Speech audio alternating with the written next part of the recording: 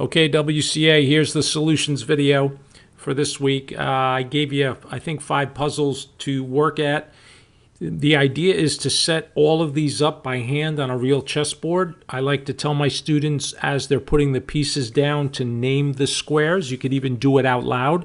And the reason you do that is to drive those names home so that you know them cold. Number one. Number two, if you sit and calculate these without moving your body, without moving the pieces, you're going to kind of imitate what you have to do in real tournament games. This is, I think it was the last one. I'm not going in order here, so hopefully you did them all, but you should recognize the position. This was a position played by Valentina Gunina in the Carnes Cup in St. Louis, and she only needed a draw against Alexandra Kosteniuk, and these are two of the strongest female players in the world. And with black, she found a really cool combination, and she simply sacrifices the knight on g4 with check. So if you don't take the knight, she's probably going to take this knight next. And remember, all she has to do is get rid of the white pawns and leave one minor piece on the other side of the board. So Kosteniuk took the knight. Then she simply trades here on f3, king takes, and then king g6. What a cool idea. There's absolutely no way to stop. Pawn to h5. You know, for example, you could do anything. You can put your bishop here and attack this pawn, but she's just going to push. And no matter what you do, these pawns are coming off, the two here, and that's enough to draw the game. So that was a cool solution. Take a look again. And, you know, hopefully you saw that in your head. Now, look, she can do other things here. You can just keep moving these pieces around. It's so equal that it's almost impossible to win this, but her solution was really, really good. Okay, let's take a look at another.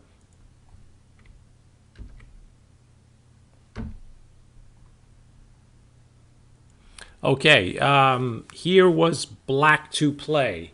And on the surface, you're in big trouble. These two pawns are really, really, really strong. And you can see that the white king is pretty well protected. So normally, if you're playing against two passed pawns like this, you're busted. But black found a really cool way to draw. There's a forced stalemate here. And you do it by playing pawn h3 check. So that pawn has to be taken. And then you have to find this really, really nice queen f5 check, which attacks the rook down here, which is loose. And the only way white can continue the game would be to move the king out of check and give up the rook. And even though black is winning by points, I mean, black still has to deal with these two pawns. But I'm not so sure how many players with white are going to take the chance and play a rook down. So the most natural thing to do is just take the free queen, and then you just have to see black's drawing idea, which is rook takes g3 check. And that's a really cool move. If you take it with king or pawn, it's a stalemate. If you move the king, you get hit with rook g4 check. And here, if you take the rook with king or queen, it's a stalemate. And if you back up with your king, black just repeats it. So that's pretty cool, right? So let's take a look from the beginning. If you find this h3 check, let me back it up for you. Give a little check. That has to be taken. And again, you know, if you get in the habit of spending enough time, you'll really, really enjoy when you start seeing these pieces move in your head. Just check. Beautiful move. Queen takes, sack the rook. Game is a draw, I tell you. Okay. Pretty nice, right? All right, here we go. This is, no, that's the same position we just had before a moment ago. Sorry, technical difficulties. There we go. Good thing I wasn't flying a plane. Here I asked you birds to talk about getting out of check for black. So we're playing the white pieces here. We just put black in check. The game is a draw. I think black has 6 legal moves here. 2 of them are really bad. So obviously, if you put the rook here on e6, you'll just lose an exchange for nothing. And that's really bad.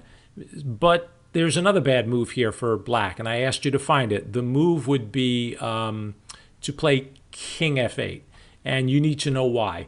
With king f8, you have bishop c6 attacking the rook, and the rook has nowhere to go because you have to remember the rook has to guard the back rank in order to prevent rook d8 check, winning the bishop on c8. You could have messed around with this. There's a lot of different possibilities. I'll just, show you one line if the king comes out, or, I guess most humans would play this move here, try to activate the rook, but you just check, king up, and then take here.